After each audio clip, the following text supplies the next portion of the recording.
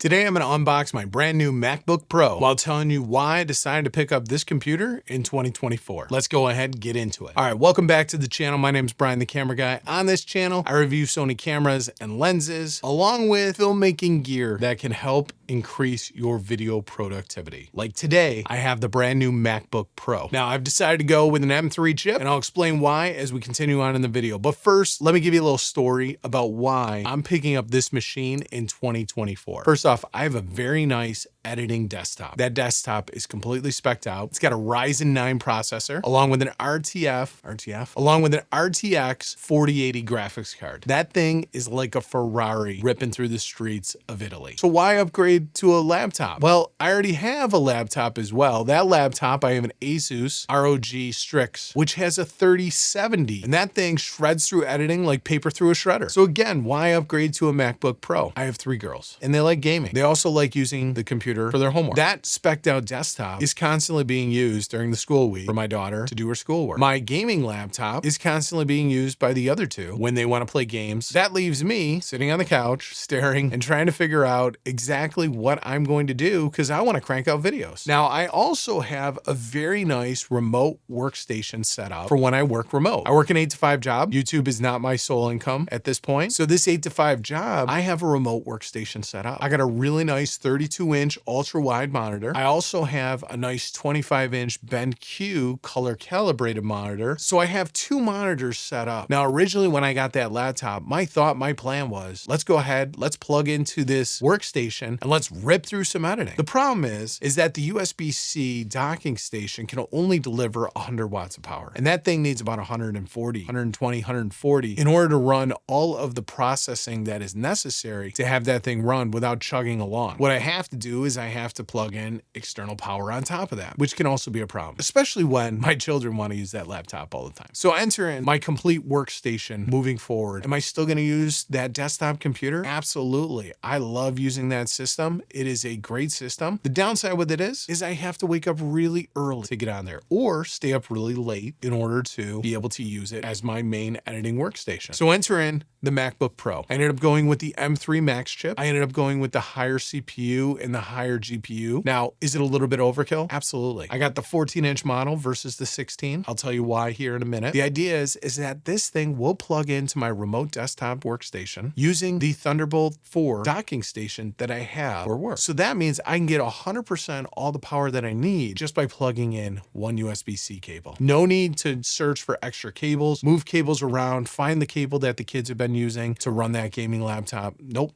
Not at all. This MacBook Pro will be able to dock efficiently, video edit for me 24 hours a day. And this will be my personal laptop. Nobody else will be able to use it, which means that I can create more videos for each and every one of you. Of course, that's my goal in 2024. Try and rip out at least 1 video every single week. Try and get 52 videos out. So far, so good. We're doing a great job in 2024, but we want to keep that trend going. And we also don't want to burn out. We're hearing so many YouTubers quitting and burning out. We don't want that.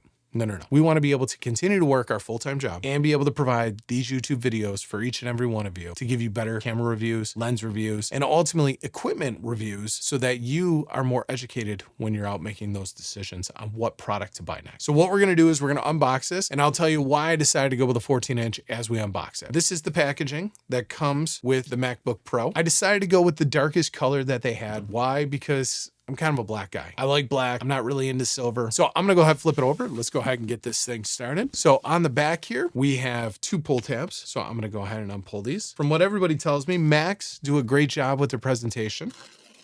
And I can tell you that so far, I'm pretty impressed. So why go with a 14-inch versus the 16-inch? Well, here's why. When I travel, I like to travel light. I don't like to carry a whole lot of extra gear around. Getting a 16-inch MacBook Pro would definitely have been a little better on the efficiency, a little quieter, maybe even better battery life. But at the end of the day, what I'm looking for when I'm off charge is I'm looking for 3 to maybe 6 hours worth of use. Everything I've heard about this 14-inch MacBook gets me to those time limits that I'm looking for. Why do I need battery life? Well, great question. Recently, I did go down to Tampa, Florida, and that was about a 3.5-hour flight from my home. Decided to bring the laptop, and I was going to do some video editing on the plane, which I did ultimately get accomplished, some video editing. The downside is an hour and a half in, the laptop died. Ran out of juice. Why? Because again, when it's not on power, it definitely sucks up the battery. So enter in the MacBook Pro 14-inch. So we have the laptop right here on top. So we're gonna go ahead and pull this out, and we'll save this for the end. Heavier than I thought, still lighter than the big gaming laptop that I have. All right, so what do we have here? Well, we have our USB-C charging cable. Also have our information, warranty cards, things of that nature. Ooh, got our Apple sticker. Coming from a Windows guy, I do feel a little dirty about picking up a MacBook. I like the universal aspect of Windows. Now, I have already done research to figure out how to make external drives work both on this MacBook Pro and on my home desktop computer. If you want a video about that, go ahead and leave a comment down below, and I'll tell you how you can go back and forth between Windows and Mac. So that's pretty nice. We have some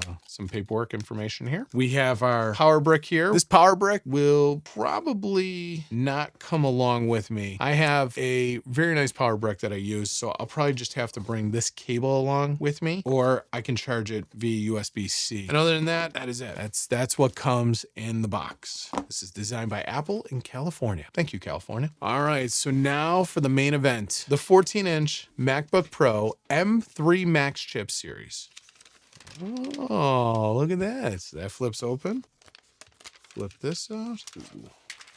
Got our Apple logo on there. So let's go ahead, crack this thing open and see if we have any power. It's a nice screen. It's bigger than what I thought it would be. Keys seem nice. This thing is now scribbling on it hellos in different languages, I guess. All right, so we're gonna go ahead and get this thing booted up. So this is the MacBook Pro. Keys feel nice and responsive. So coming from Windows, this is definitely a different... macOS contains a built-in screen reader. If you know how to VoiceOver, Command F now turn it on and set up your Mac. If you would like to learn how to use VoiceOver to set up your Mac, descriptions of items on the screen and can be used to control the computer using only your keyboard. Okay, so this is the brand new MacBook Pro. So I'm gonna go ahead and play around with it a little bit, and then I'll come back and I'll give you my initial thoughts on how this computer is set up and optimized for my workflow.